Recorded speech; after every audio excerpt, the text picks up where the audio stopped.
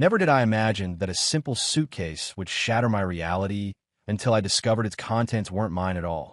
I'm Caleb Warwick, a 34-year-old UX designer based in Seattle, Washington, where I create digital experiences for an emerging tech startup.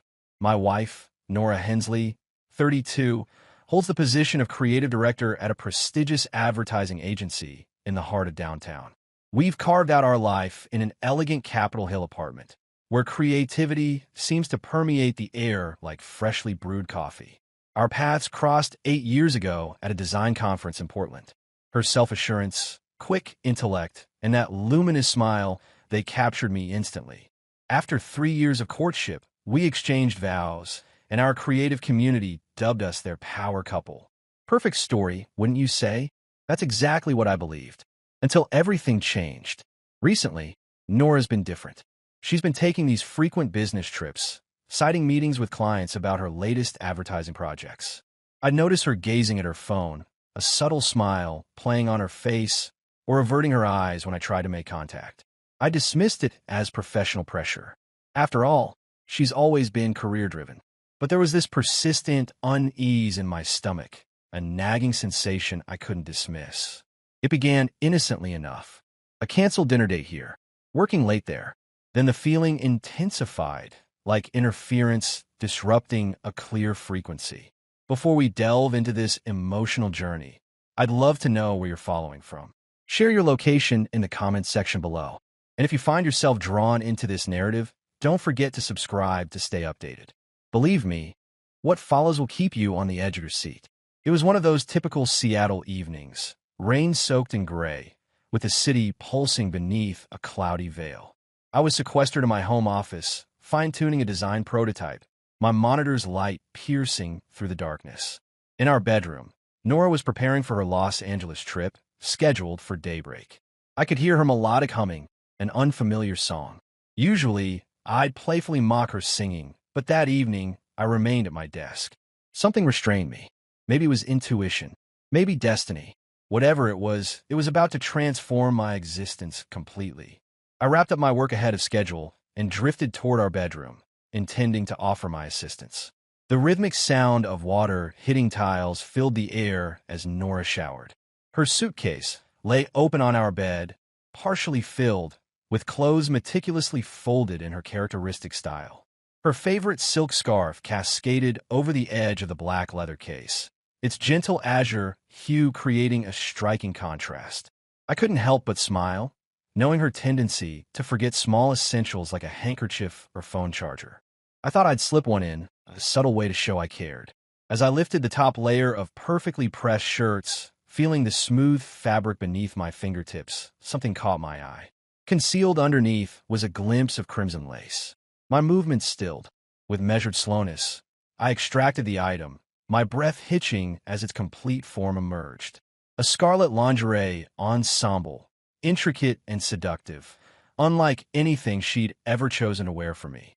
My heartbeat accelerated.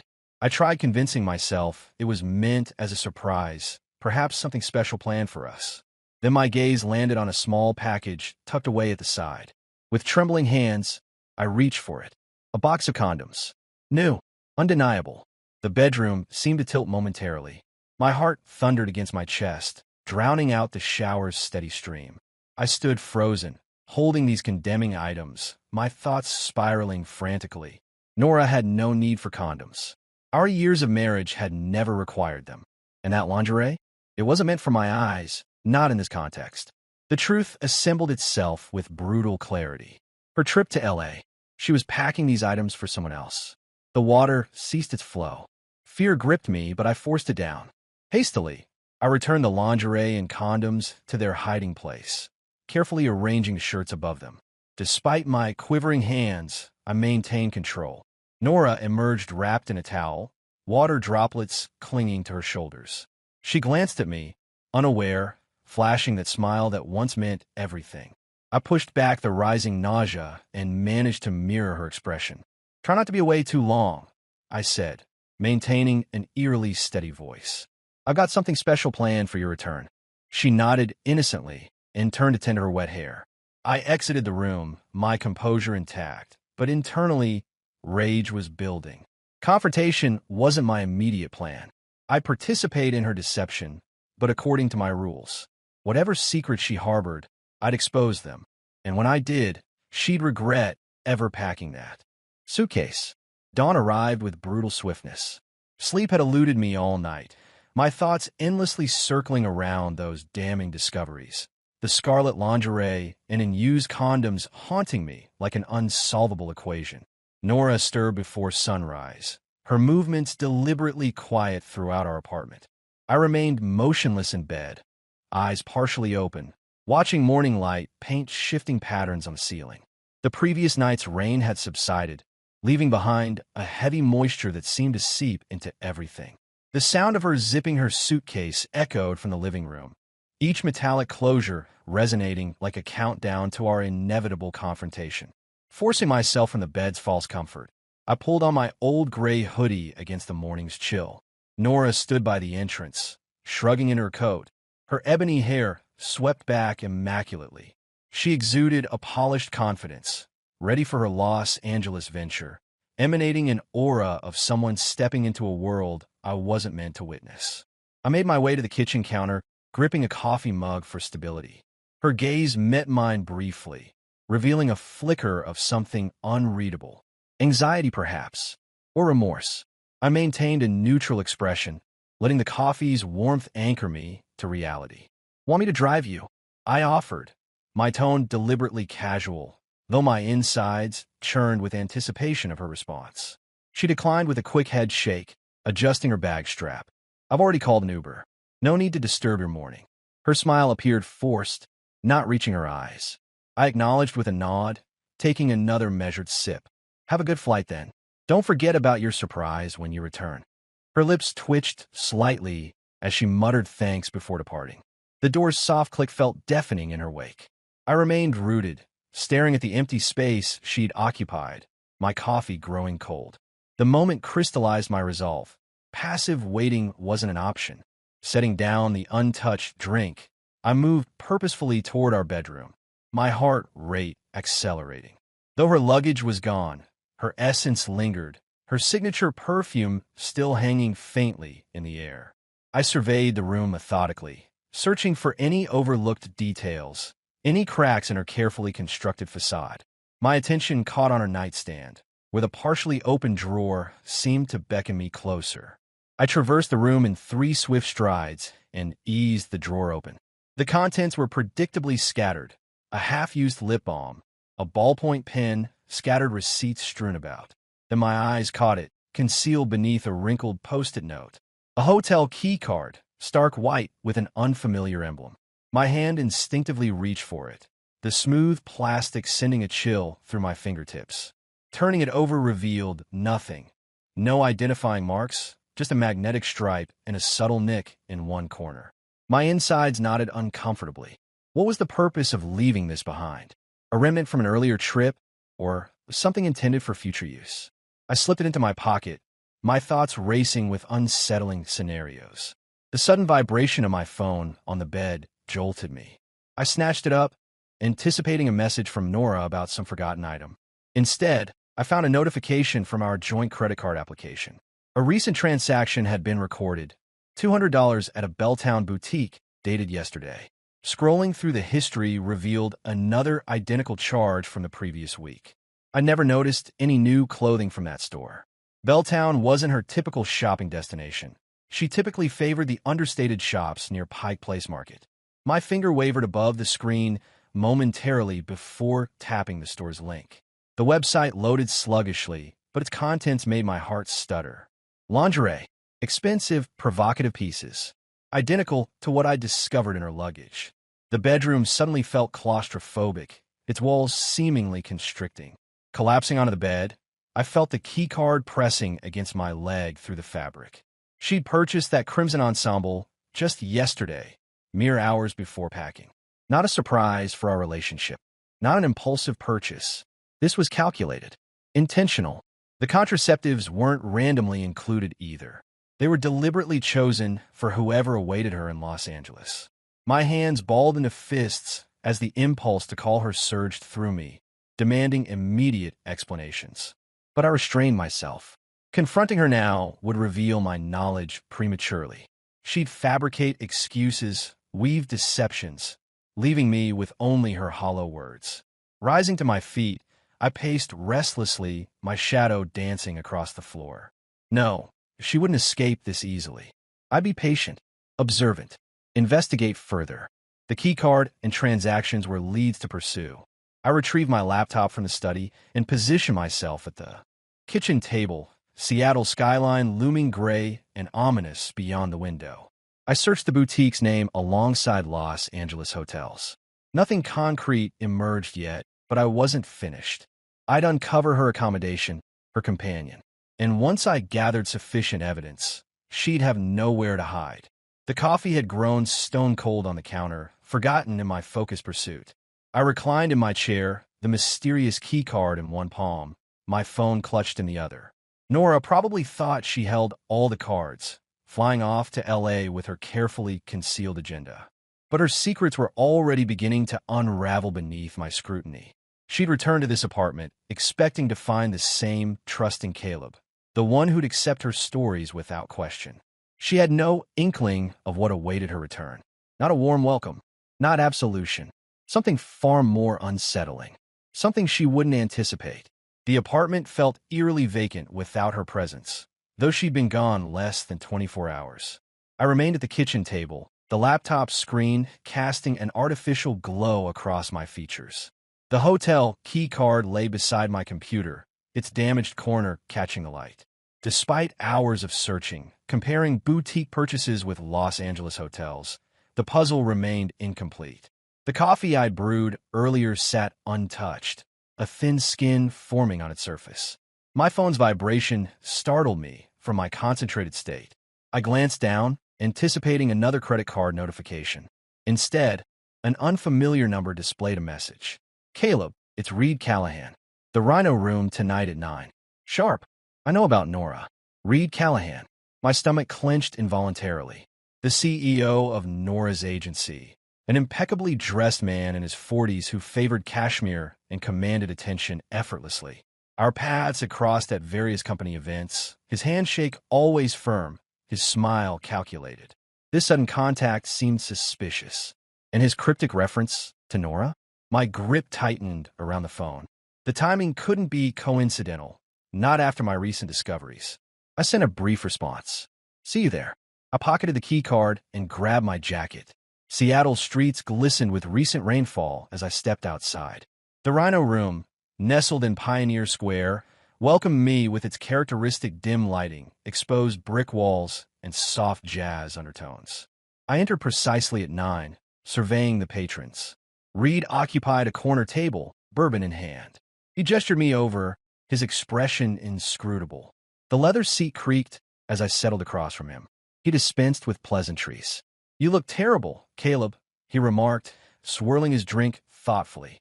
I shrugged non-committally, keeping my hands in my pockets, the key card a constant reminder against my thigh.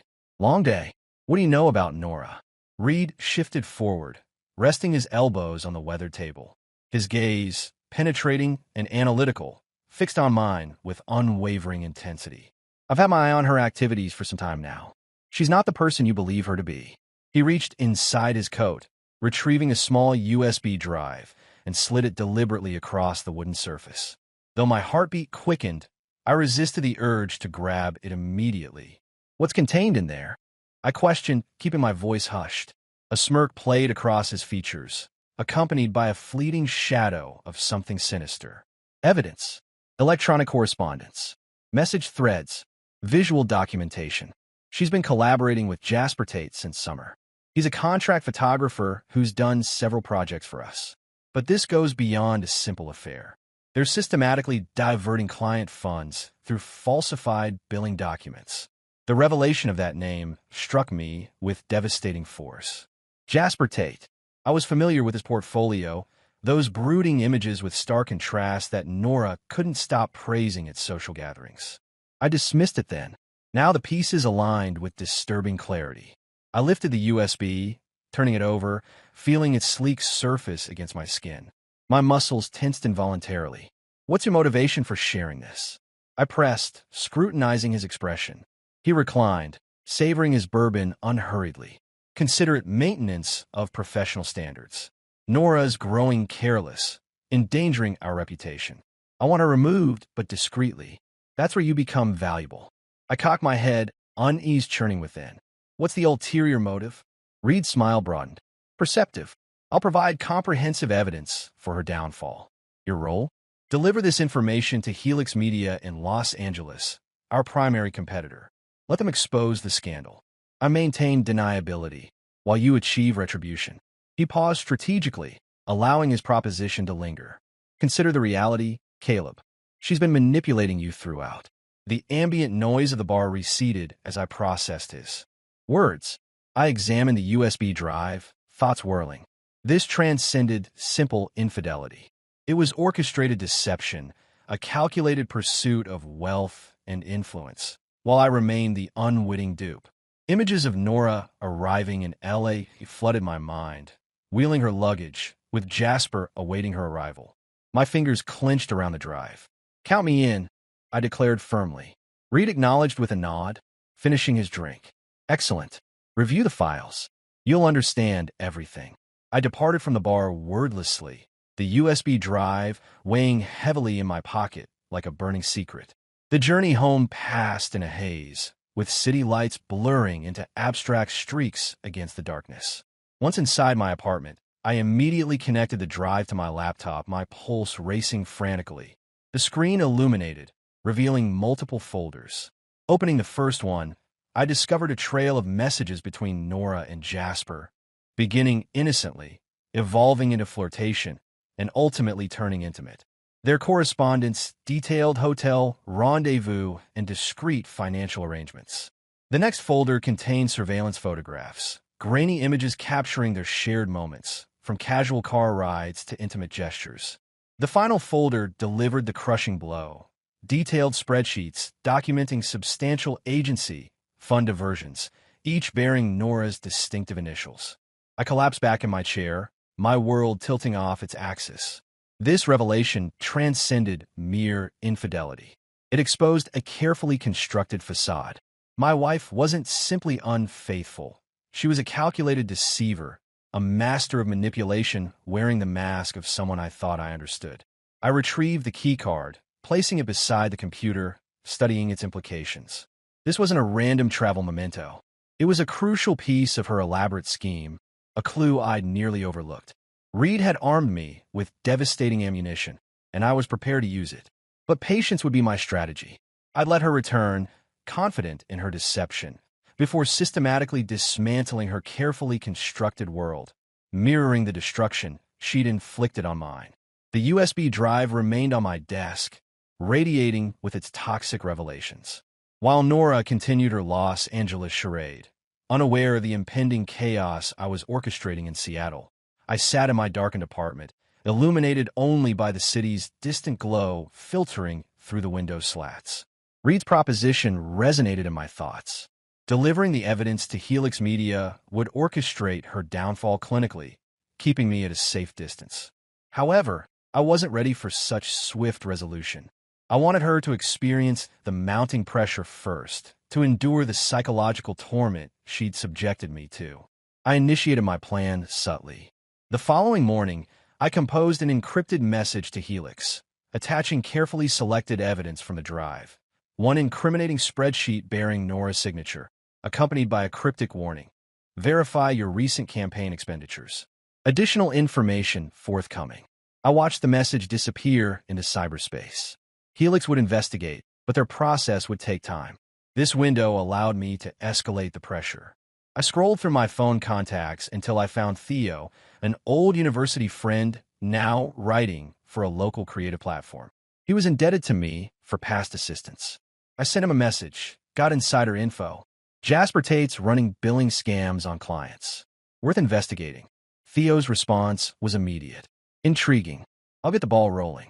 Within hours, a cryptic post materialized on his blog, subtly questioning Jasper's professional integrity. No direct accusations were made, just enough insinuations to spark speculation within Seattle's close-knit creative community. I allowed myself a satisfied smile.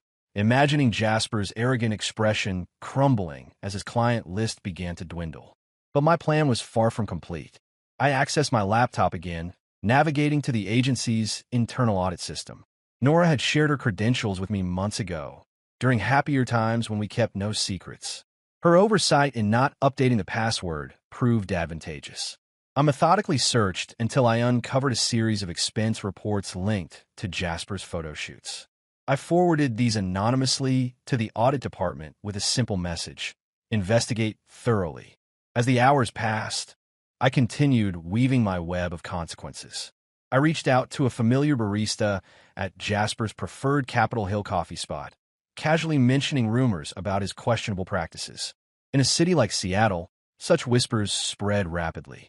By evening, I could sense the reverberations of my actions taking effect. Nora would return tomorrow, stepping unknowingly into the carefully laid snares. I prepared dinner, cooking her favorite burger, its aroma filling our kitchen. This seemingly thoughtful gesture masked darker intentions. I dine alone, each tasteless bite accompanied by thoughts of my next strategic move. She arrived the following evening, wheeling her suitcase behind her. I maintained my position on the couch, nursing a beer, pretending to focus on the television's glow. Her appearance betrayed fatigue, her usually neat ponytail now disheveled. "Hi," I offered casually, glancing up briefly. "How was LA?" She removed her shoes, depositing her luggage near the entrance. "Draining. Happy to be home." She moved to the refrigerator, retrieving water, her movements betraying nervous energy. I observed carefully, searching for signs of awareness. Had Helix's investigation progressed faster than anticipated? Rising leisurely, I kept my voice casual. "Important meetings?" She nodded while drinking. "Just client work. Nothing special." Her phone screen illuminated with a notification, and she grabbed it hastily, tucking it away. I ignored this, retrieving her saved burger from the oven. "Made this for you. Thought you might be hungry." Her smile seemed strained, artificial. "Thanks, Caleb. You're wonderful." She settled at the table, barely touching the food, constantly checking her phone. That's when I caught it. Her fingers drummed against the table, an anxious pattern I'd never witnessed before.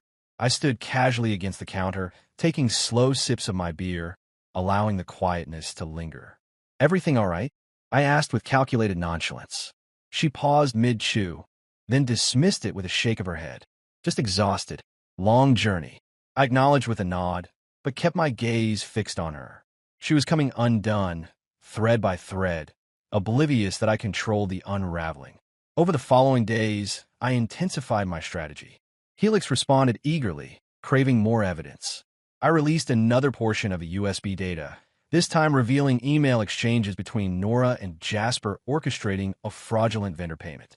Meanwhile, Theo's blog post had ignited online discussions, with Jasper's name gaining negative attention. A message from a shared contact appeared.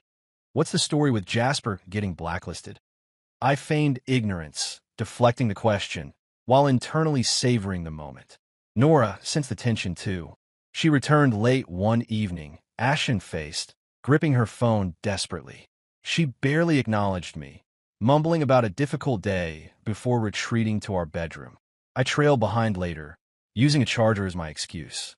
Her laptop sat open on the bed, displaying a flurry of urgent emails. I glimpsed one before she hastily closed it. Subject: urgent audit review. Our eyes locked, hers filled with alarm and suspicion. "What do you want?" she demanded, her tone brittle. "Just grabbing my charger," I replied, displaying the cord with practiced innocence. She eased slightly, but remained tense. "Sorry," she whispered. "Work's chaotic." I departed silently, my pulse racing. The audit team was advancing. Helix was circling. Jasper was crumbling. And Nora was beginning to fracture. I maintained steady, subtle pressure. A strategic comment here, a calculated push there. I messaged one of her former clients, suggesting concerns about financial irregularities.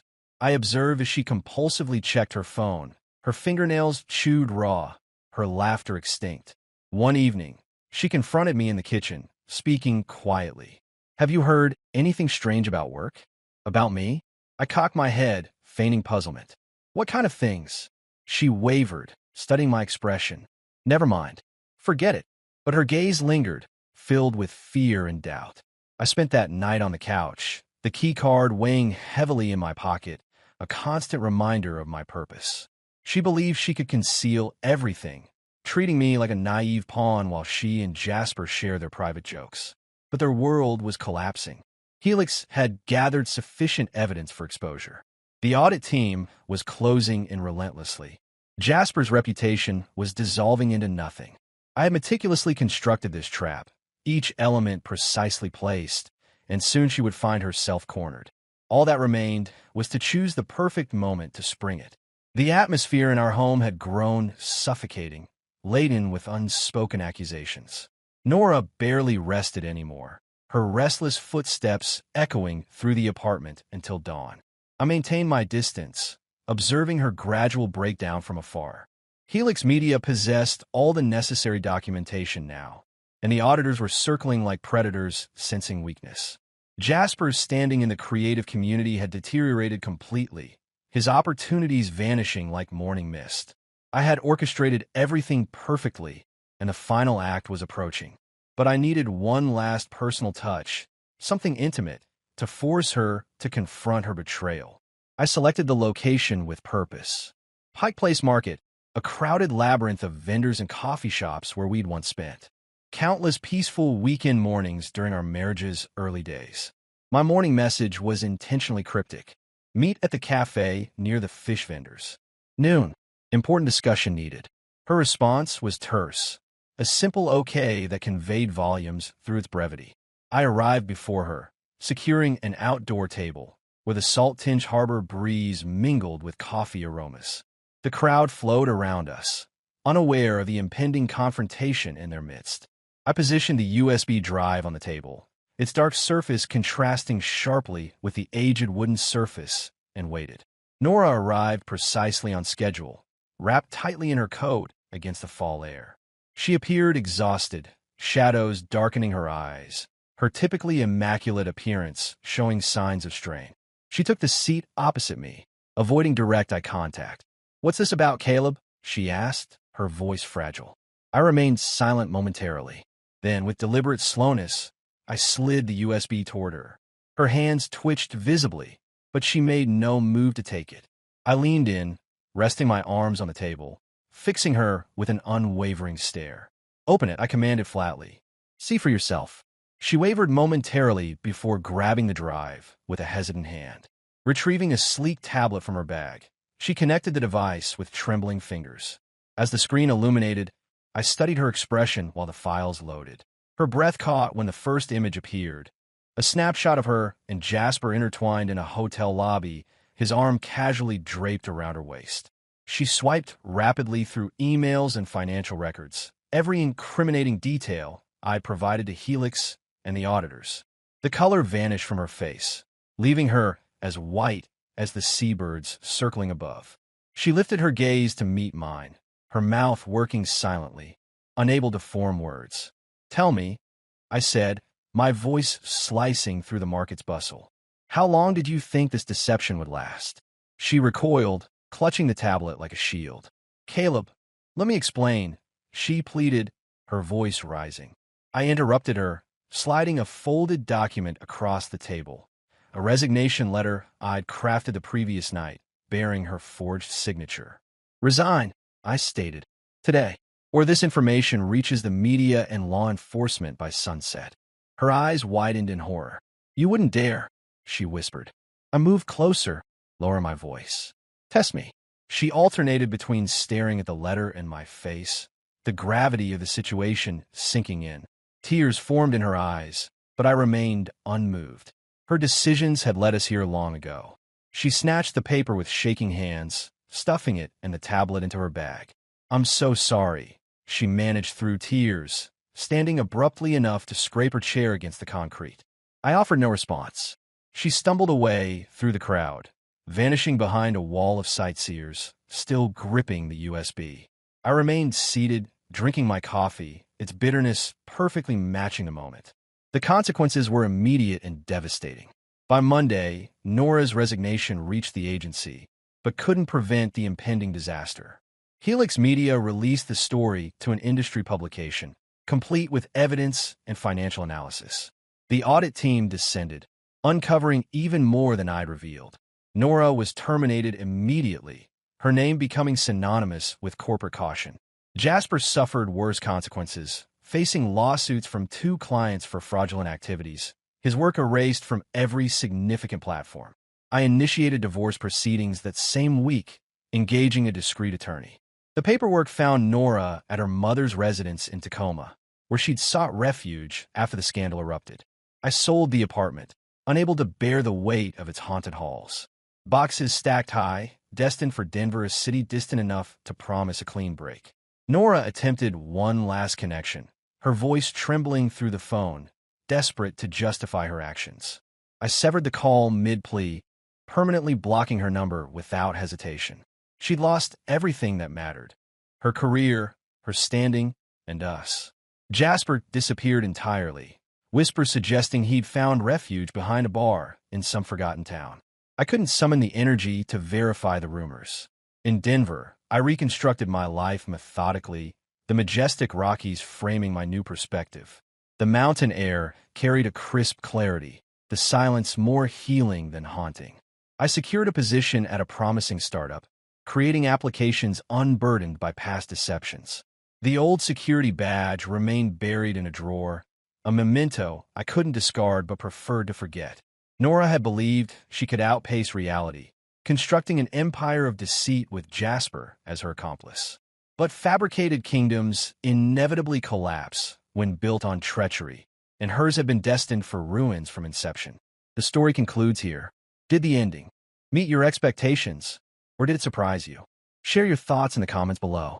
If this tale resonated with you, remember to like and subscribe for future stories. Thank you for joining us, and we'll see you in the next adventure.